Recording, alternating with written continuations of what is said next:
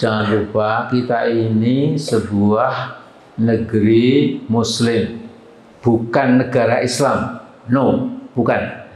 Tapi negeri Muslim. Karena hampir 90% penduduknya itu beragama Islam. Dan Islam itu alhamdulillah menjadi semen perekat. Ya. Jadi kita selain punya perekat Pancasila, lebih dari itu, yang lebih dalam lagi itu adalah perekat keagamaan.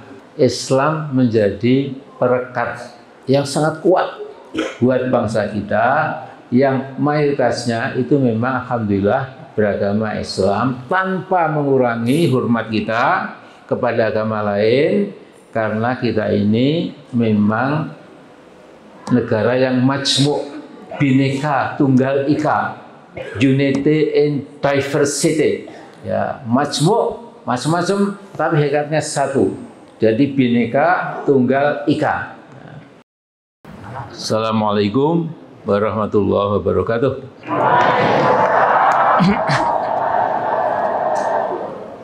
Alhamdulillahirabbil alamin, wassalatu wassalamu ala asyrafil anbiya wal mursalin wa ala alihi wa sahbihi ajma'in. Amma ba'd.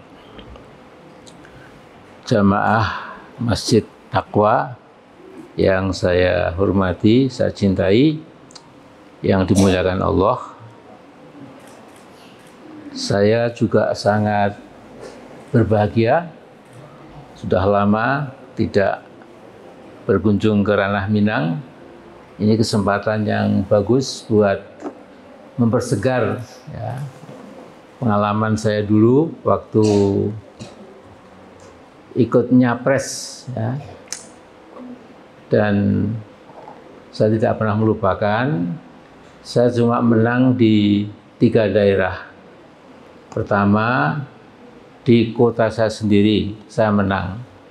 Kedua, di Sumatera Barat saya menang. Dan ketiga di Aceh, lainnya saya kalah. Ya. Jadi ini sebuah kenangan yang manis, ya, yang menunjukkan bahwa kita ini memang negara NKRI, ya, sangat luas, dan masing-masing anak bangsa itu bisa mengapresiasi anak bangsa lainnya walaupun hidupnya itu, ya, atau kediamannya itu, tempat tinggalnya itu berbeda, sangat jauh, ya, dari praktis Aceh sampai Merauke sampai Papua. Nah, ini saya akan menyampaikan pengajian. Kemudian karena ini tahun politik, ya, tentu saya sisipkan pentingnya umat Islam itu ikut menggerakkan roda demokrasi, karena kita ini negara kita dan kita bangsa Indonesia sesungguhnya termasuk bangsa yang beruntung, karena kita punya founding fathers dan founding mothers, artinya kakek nenek moyang kita itu, ya, memilih Indonesia sebagai sebuah negara republik, ya, yang berdasarkan demokrasi. Sekalipun dulu kita punya banyak kerajaan, ya, dari Aceh sampai Sriwijaya, sampai Mataram, Majapahit, tapi juga sampai di Kalimantan dan lain-lain. Tapi pilihan pendahulu kita itu kita memilih sistem demokrasi, dan jangan lupa sistem demokrasi itu intinya musyawarah. Nah, Islam itu sesungguhnya esensinya itu juga syura atau musyawarah. Terima kasih. Jadi jangan ke sini, ya, perhatiannya di sini, ya, jangan ke sini, ya. Ini cuma, ya, minuman biasa, ya. Nah, jadi kita beruntung, kita ini punya negara yang memilih demokrasi sebagai sebuah sistem politik, dan karena itu kita diberitahu dalam pelajaran demokrasi itu bahwa demokrasi itu sebuah pemerintahan yang ciri khasnya itu adalah a government of the people, by the people, and for the people. Jadi pemerintahan yang berasal dari rakyat, jadi rakyat memilih wakil-wakilnya di DPR, kemudian setelah itu juga para menteri sampai presiden juga diangkat dari rakyat, ya. Kemudian berasal dari rakyat, maka unsur-unsur yang terpilih itu by the people, ya. Jadi atas nama rakyat mereka memegang kekuasaan untuk siapa? Untuk for the people, kembali untuk rakyat. Jadi kalau ada pemerintah sampai lupa diri, dipilih rakyat, kemudian maaf sampai melupakan kepentingan rakyat, malah memilih kepentingan orang asing misalnya, ya, namanya mungkin mafia, namanya mungkin konglomerat, korporatokrat, atau Taipan, Cukong, dan lain-lain. Nah, itu namanya pemerintah atau penguasa yang keblinger. Keblinger itu bahasa Minangnya saya tidak tahu, ya. Ya pokoknya sudah jadi bahasa Indonesia insya Allah. Nah, karena itu saya ingin menyampaikan di sini, kita sebagai orang Muslim, ya, yang punya Quran dan Sunnah, ya, itu kalau ditanya sistem modern yang paling dekat dengan ajaran Quran itu apa? Jawabannya tentu ya demokrasi, ya. Bukan monarki, bukan kerajaan. Kerajaan itu turun temurun, ya. Kalau ada raja belum mati, walaupun sudah tua bangka, ya, itu nggak boleh diganti karena masih hidup, ya. Itu kerajaan, ya. Dan juga bukan autokrasi atau otoriter, di mana pemimpin itu menganggap dirinya paling pandai, paling bijak, paling memahami masalah, ya. Sehingga di dalam sebuah sistem autokrasi itu berlaku patokan the father knows best. Sang ayah itu tahu yang paling bagus, yang paling baik untuk rakyatnya, ya dia itu gitu. Tapi prakteknya, ya, autokrat itu tidak untuk rakyat, ya tentu untuk dirinya dan keluarganya saja.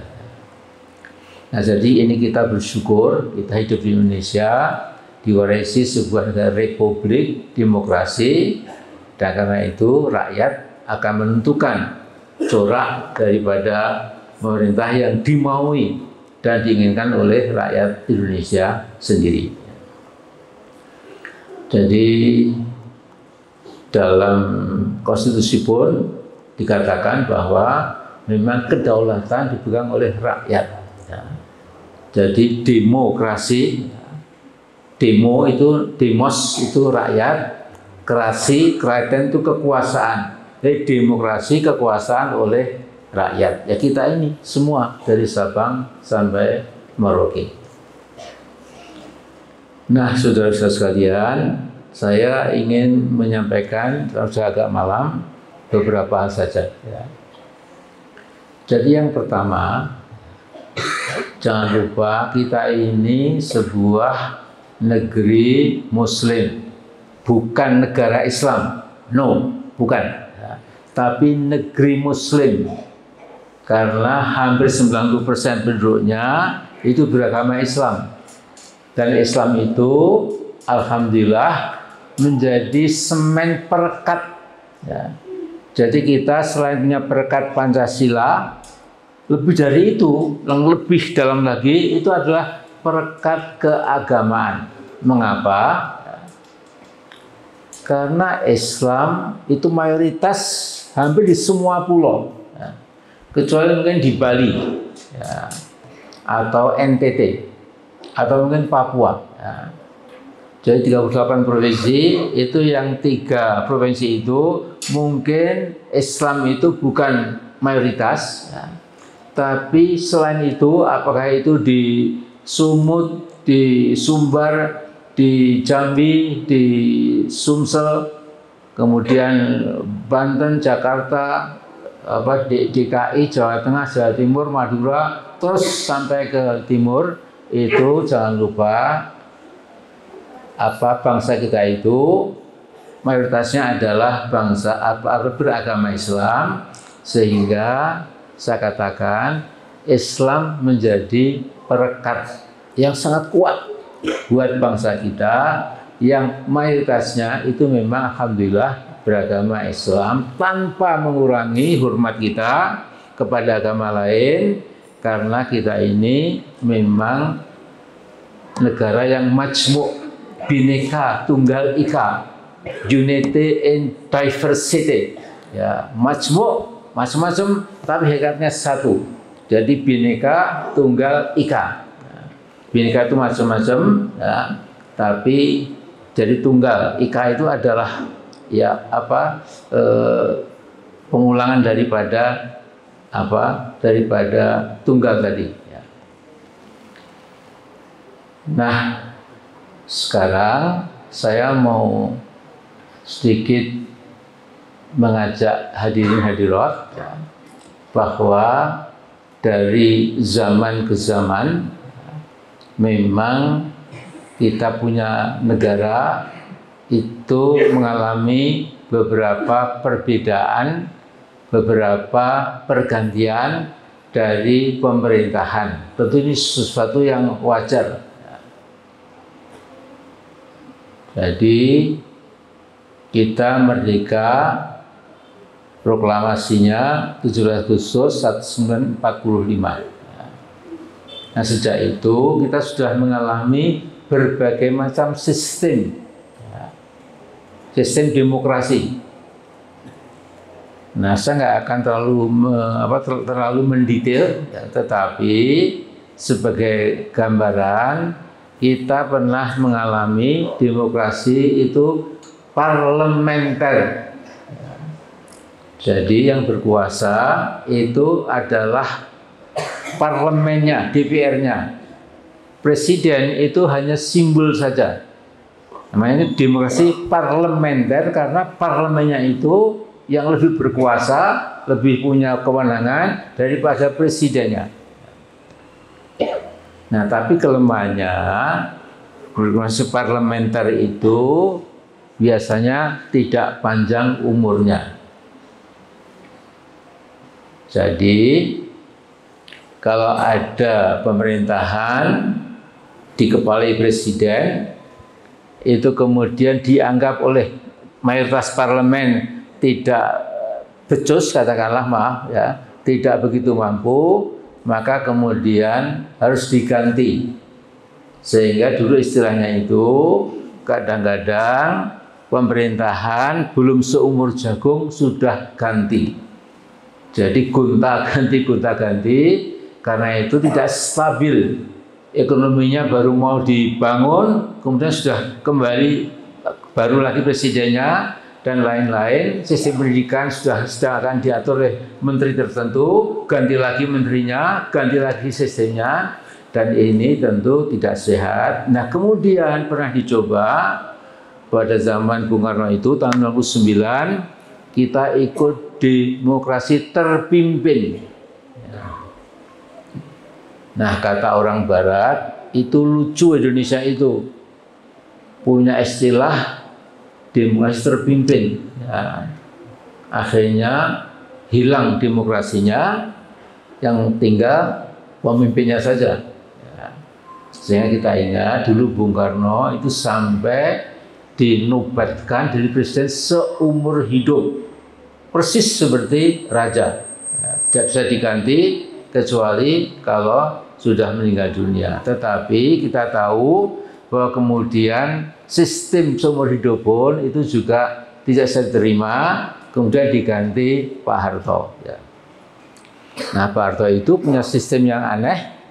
Zaman saya demokrasinya bukan parlementer, bukan terpimpin, tapi demokrasi Pancasila, yaitu demokrasi yang tidak mengenal unjuk rasa. Tidak boleh orang demo. Kalau demo ditangkap, gitu. Kemudian Pak Kapolres ikut menata itu, ya, supaya tidak terjadi huru hara. Ya. Ini pun juga kemudian akhirnya tumbang. Ya. Nah, muncul reformasi yang dimana salah satu pelakunya itu, ya, reformasi ini kemudian menjadikan sebuah sistem demokrasi tanpa embel-embel. Ya. Ya, demokrasi bukan parlementer, bukan demokrasi terpimpin, bukan Pancasila, demokrasi ya demokrasi seperti di negara lain. Tetapi itu juga tidak lucu, ya, karena kalau kita demokrasi tok, ya, tidak melihat budaya negara kita, bangsa kita, tidak melihat bagaimana agama mengajarkan hal-hal yang penting dalam politik dan lain-lain, tentu itu juga akan tidak produktif.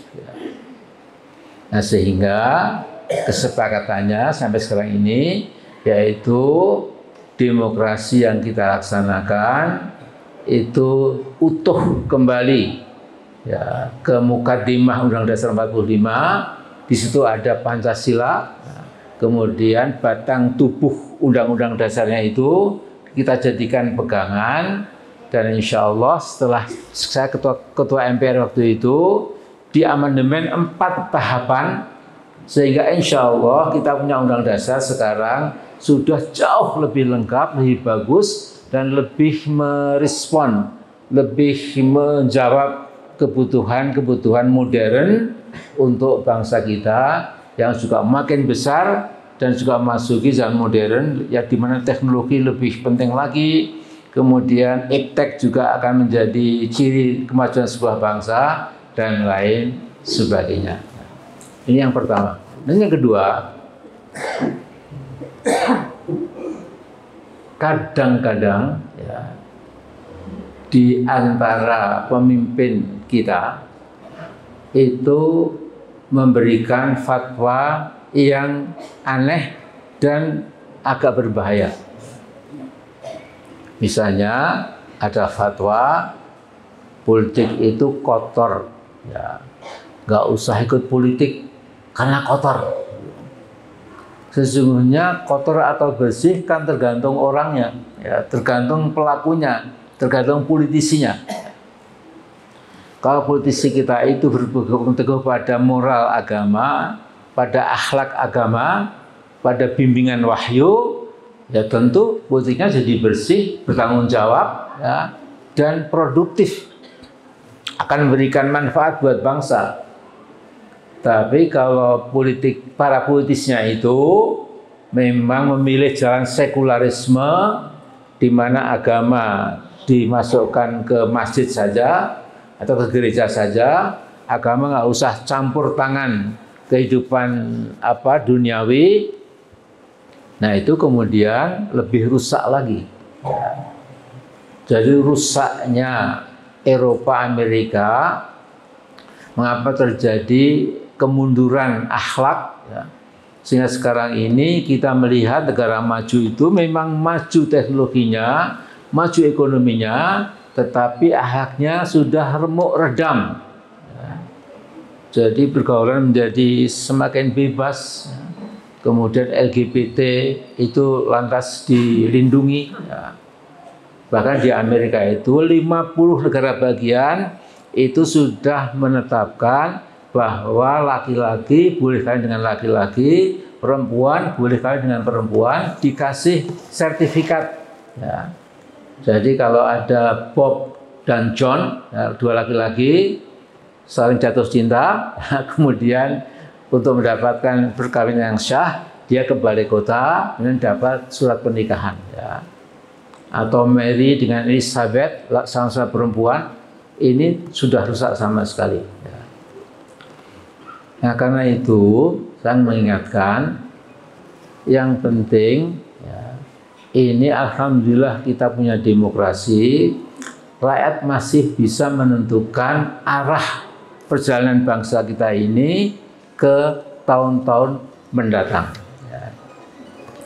Nah sekarang ibu-ibu, bapak bayangkan kalau yang mengisi di parlemen, di DPR RI, itu ternyata umat Islamnya minoritas. Itu kayak apa undang-undang yang bakal keluar? Mungkin kita akan dihimpit, akan dipersulit, akan dipersulit untuk bergerak kalau misalnya sebagian besar anggota DPR itu bukan dari kalangan kaum muslimin. Ya. Nah karena itu ini kewajiban keagamaan, kewajiban kewarganegaraan, kewajiban moral juga sebagai anak bangsa, bahwa umat Islam dari segala kalangan itu memang diseyogiakan, bahkan diharuskan ya, supaya wakil-wakil dari umat Islam itu, UII, Umat Islam Indonesia, itu cukup banyak duduk di kursi-kursi parlemen. Mengapa? Karena semua kehidupan nasional kita, kehidupan ekonomi, kehidupan hukum, dan politik, pendidikan, perpajakan, dan lain-lain, itu semua ada undang-undangnya. Undang-undang pertambangan, undang-undang kehutanan, pertanian, perbankan, perpajakan, dan segala macam. Ya.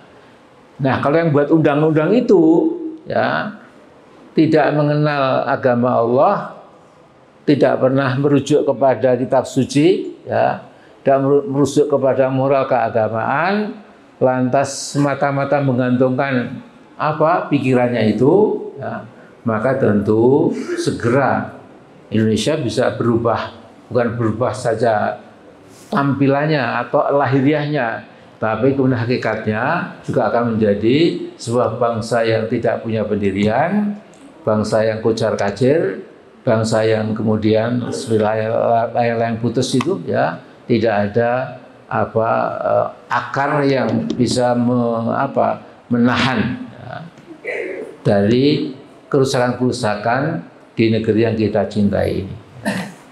Nah, jadi saya ulangi lagi,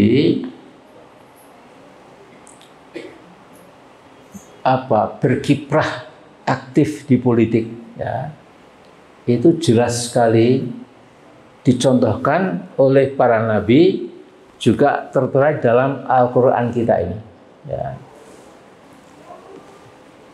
Nah, jadi kadang-kadang kita mendengar, ya, ada ulama-ulamaan, bukan ulama sejatilah, ya, yang mengatakan janganlah kedudukan politik diberikan kepada mereka yang punya ambisi, tetapi berikan kepada yang tidak punya ambisi, sekalipun bodoh dan tidak paham masalah. Ini namanya fatwa gendeng.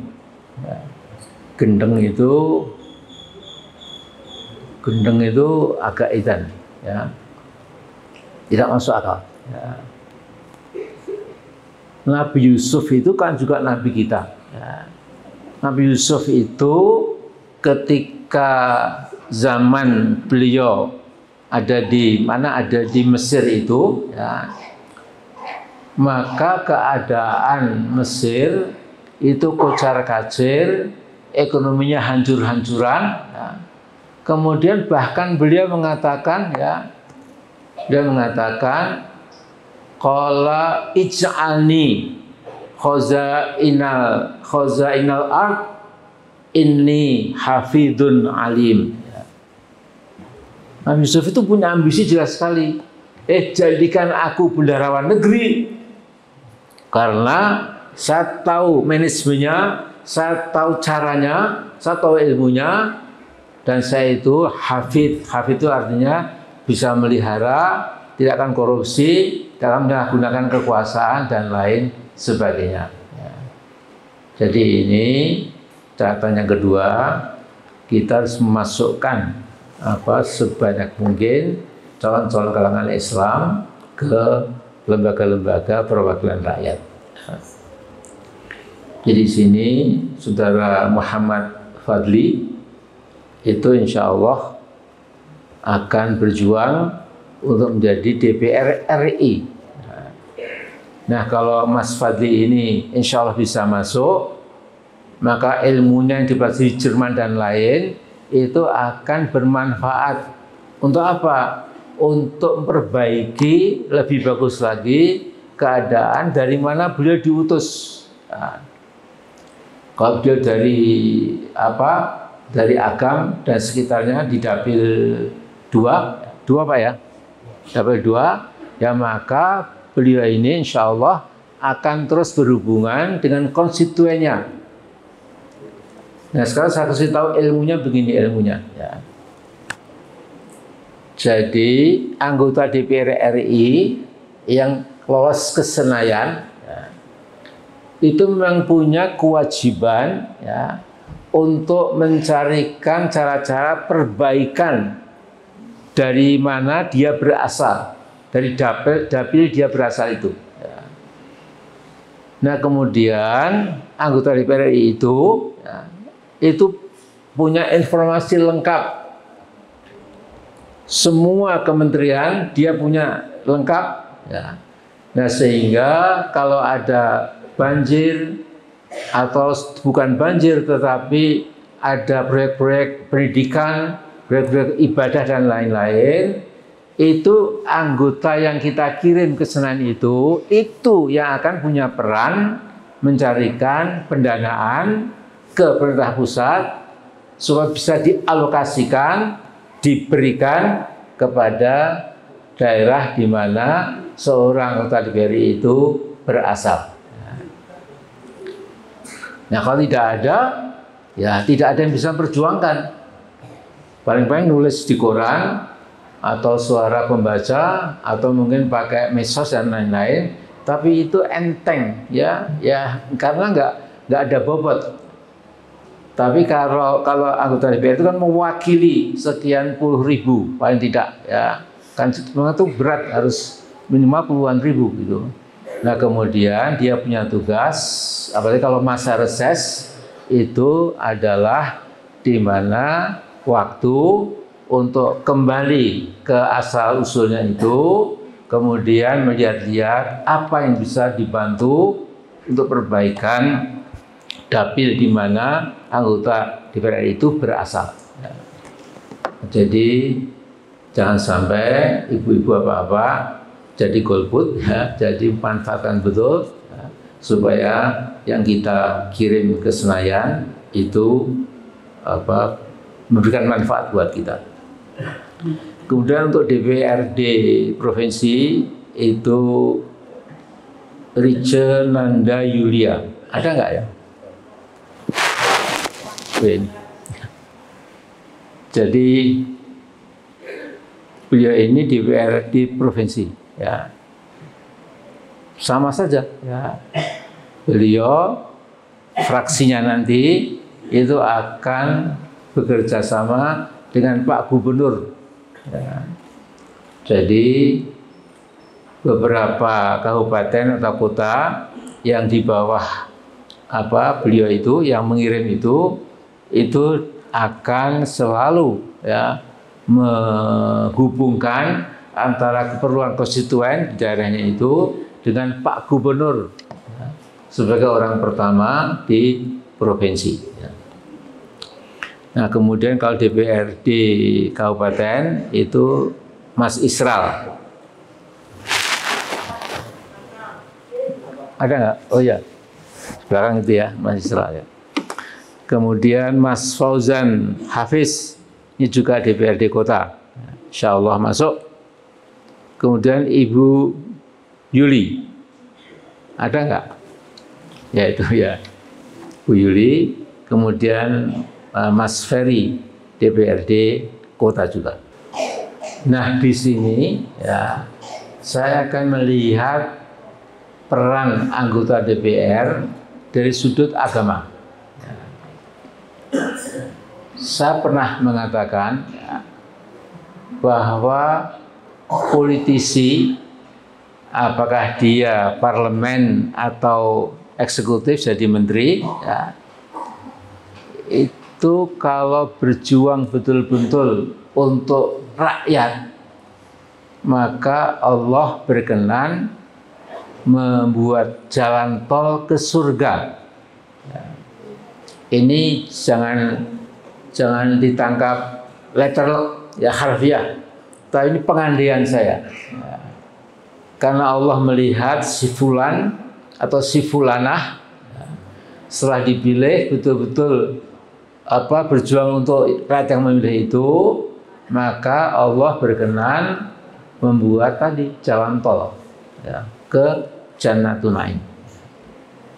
Tetapi sebaliknya sudah dipilih oleh rakyat, kemudian dia ongkang-ongkang, pekerjaannya cuma bawa raket tenis, ya, tiap kali tenis ya, atau golf. Ya.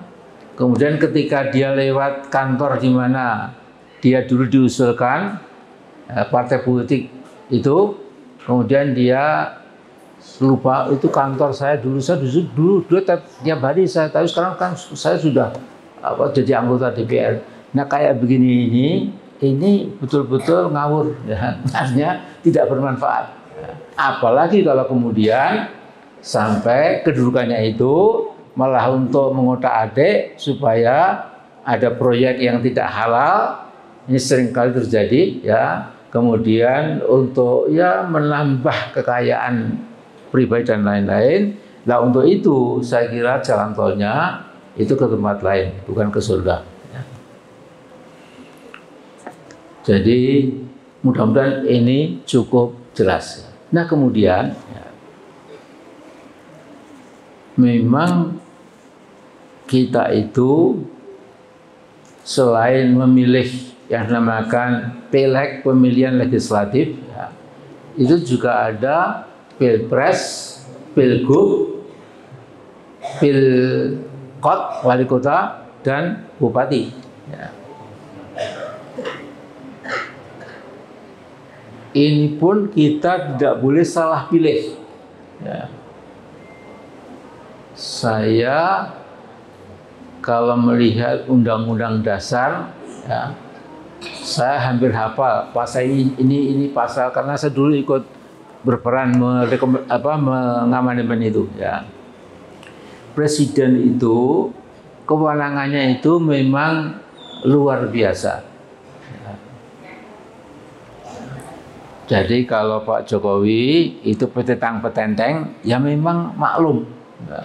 Karena kewenangannya besar sekali. Ya. Kalau misalnya Pak Jokowi ngawur, ya dia bisa karena genting keadaan mencekam. Menurut saya, maka dengan ini saya membuat aplikasi atau pelaksanaan dari Undang-Undang Darurat Sipil atau apalagi militer, darurat militer. Kalau itu sampai terjadi, kita nggak bisa lagi seperti ini, ya. Jam 7 sudah ada sirine, nggak boleh lagi keluar, ya. Sehingga mencekam, kemudian dia ada penggeledahan semaunya, ya. Jam 1 malam ada aparat kemudian dodok-dodok karena kita dicurigai, kemudian nanti ini seperti sebuah maksad negara kekuasaan, bukan negara hukum. Ya. Nah karena itu kita nanti selain memilih anggota DPR, RI, provinsi, kota kabupaten, kita juga memilih ya capres dan cawapres. Ya. Nah, saya tahu ini ada Bawaslu, ya, dan saya menggunakan kebebasan saya bahwa kalau mau aman, ya itu pilihlah amin, ya. Jadi jangan sampai tidak, ya. Karena saya yang lain juga bagus, ya. Saya nggak akan menjelekkan sama sekali yang lain, tapi saya menjagokan ini karena saya tahu dua-duanya.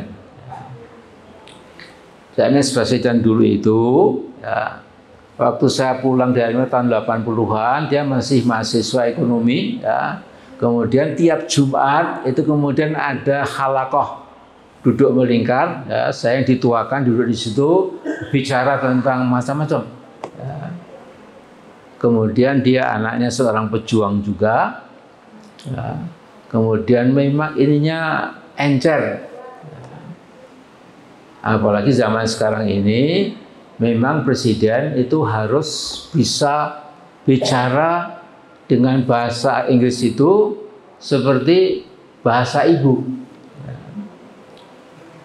Jangan sampai kemarin itu, yang dulu itu Pak Jokowi kalau ditanya sulit, I want to test my Minister of Foreign Affairs. Saya mau mentes Menteri Luar Negeri, bisa nggak jawab? Silahkan jawab. Karena dia nggak bisa jawab, kemudian dia katanya ngetes itu. Ya. Kalau ada yang berat ekonomi, I want to test my Minister of Finance, keuangan dan lain-lain. Ya. Nah kalau ini tidak usah mentes-tes begitu ya. Nah jadi saya sudah menyampaikan, memilih presiden itu sebaik-baiknya itu memang berkaca kepada tuntunan Nabi. Ya. Nabi itu memiliki sifat SATF, sidik, amanah, tabligh, fatonah. Sidik itu jujur, amanah bisa dipercaya, kemudian apa? Tabligh menyampaikan apa adanya, tidak menutupi fakta-fakta, menggelapkan dan lain-lain. Dan fatonah cerdas, sehingga presiden harus cerdas supaya apa? Supaya tidak bisa dikibulin oleh orang-orang jahat. Nah, kebalikan dari SATF itu adalah KKKB. Ya. Jadi sidik itu lawannya kizib, suka bohong. Ya. Kemudian amanah lawannya K juga, khianat, suka berkhianat. Dikasih amanah nggak disampaikan, bahkan kemudian sebaliknya berkhianat. Kemudian tabligh itu kemudian menyampaikan apa adanya. Itu kalau orang nggak benar itu jadi K yang ketiga itu kitman. Kitman itu menyembunyikan keadaan, menyembunyikan fakta supaya rakyat tetap tetap tenang, tidak protes macam-macam, sekalipun keadaan buruk sekali, ya, tapi tampilannya itu seperti nggak ada apa-apa. Ya. Nah kemudian terakhir itu B, KKKB. B itu baladah. Baladah itu artinya bodoh, dungu, geblek, dan lain sebagainya. Nah kemudian yang kedua, ya, memang pemimpin itu harus pandai bersyukur, ya, bukan petentang-petenteng, ya kemana-mana bawa rombongan artis, penyanyi, bintang film, ya sana menari-menari, ya ini apa-apaan. Ya. Saya betul-betul marah betul setiap melihat misalnya diresmikan IKN Nusantara di Kalimantan Timur, belum apa-apa, tapi sudah kebelet pesta, nyanyi-nyanyi, ya, genjerang-genjerang, kemudian joget-joget. Ya. Masa menteri joget-joget? Ya. Kalau Pak Prabowo kan gini-gini aja, ini lebih gawat lagi, ya. Jadi lihat di YouTube itu, ya Allah, ya, menteri-menteri itu mestinya kan agak punya harga diri. Tapi seperti anak muda itu loh, nyanyi-nyanyi, kemudian tepuk-tepuk, kemudian waduh luar biasa. Ya, mungkin ibu tidak melihat, ya, malah nggak usah melihat, ini malah marah. Ya. Nah jadi ini kita milih presiden, ya, jangan sampai salah pilih. Ya. Ya, saya tidak menjelekkan yang lain, tapi buat saya kenal siapa Anies, siapa Muhaimin, ya. Buatnya di UGM, Muhaimin tokoh NU, ya. Kalau ini tokoh Muhammadiyah, sehingga insya Allah gabungan dua hal ini, dua sayap ini akan membawa Indonesia ke arah yang lebih bagus lagi.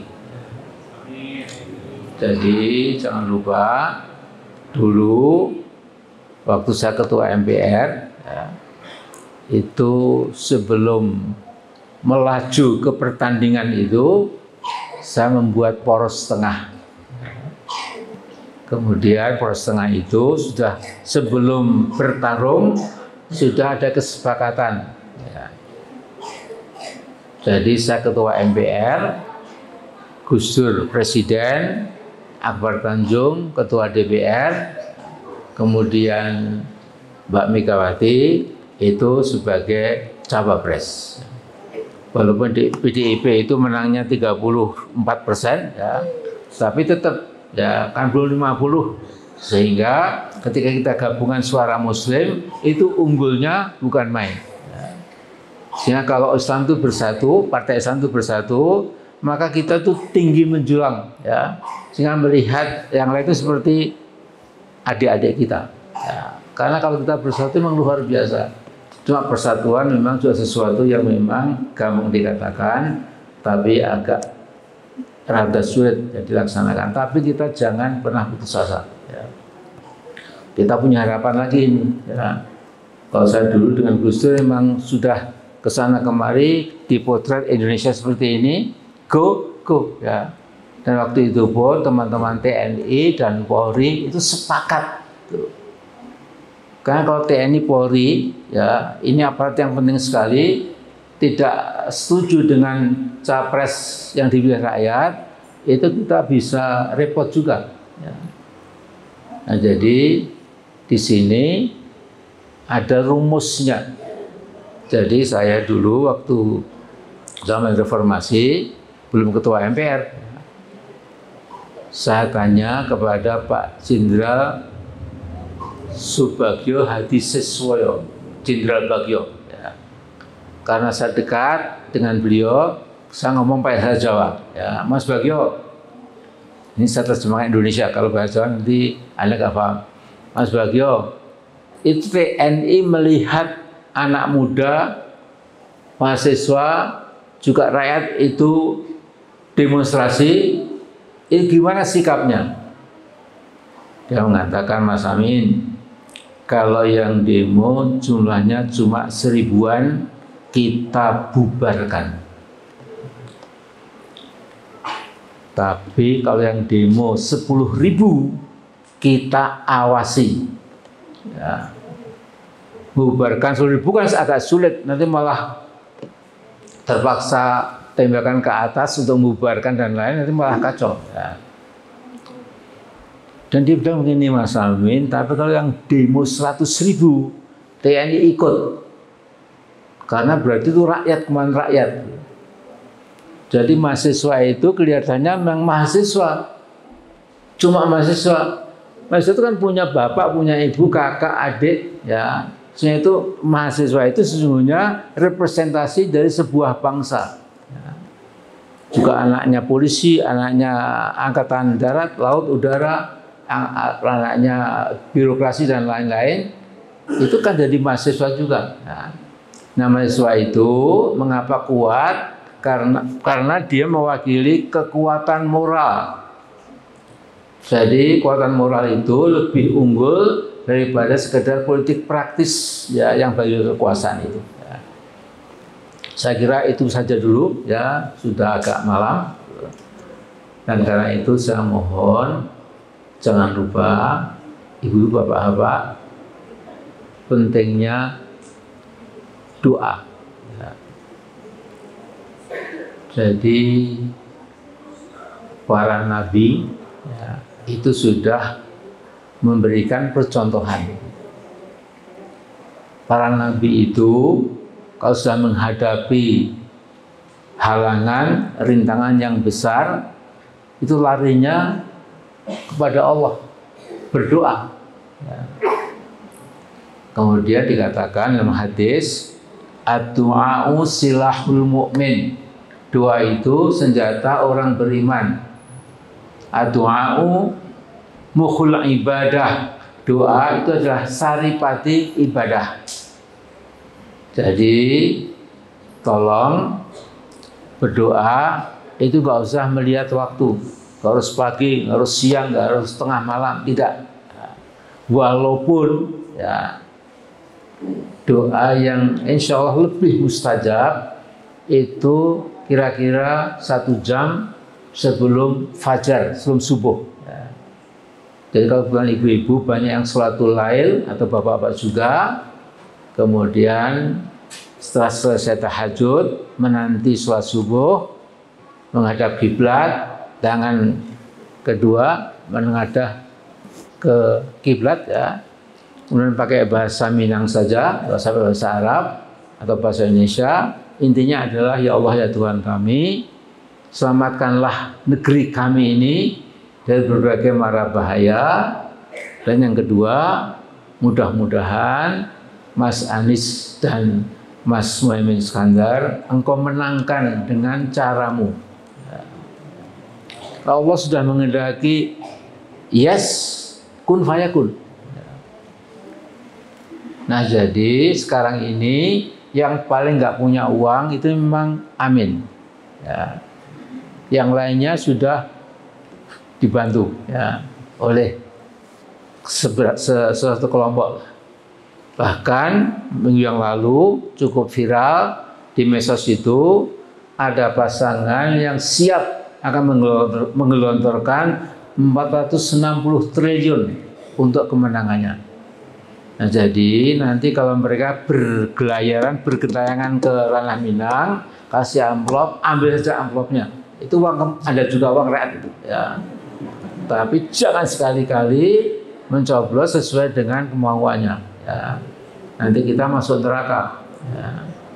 Karena ar-rashi wal murtashi finnar. Yang nyokok dan disogok itu insya Allah masuk neraka. Ya. Nah kalau dikasih amplop, ya, tidak sesuai dengan yang nyuruh, itu tidak termasuk yang itu, karena ini uang rakyat ya, saya gunakan ya untuk yang bermanfaat ya. Tetap saja memilih yang kita sudah pilih itu ya. Jadi saya kira itu saja.